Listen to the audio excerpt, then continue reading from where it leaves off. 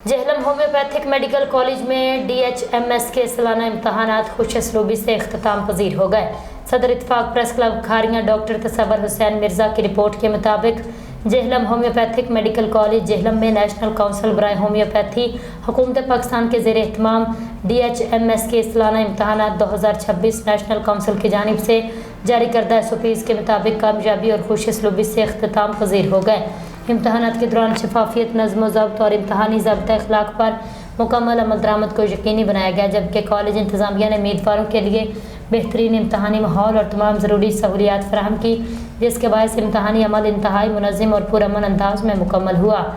इम्तहानी superintendent professor doctor तकीर Ahmad ने media person सदर इत्तेफाक प्रेस क्लब खारियां डॉक्टर तसव्वुर हुसैन मिर्ज़ा से गुफ्तगू करते हुए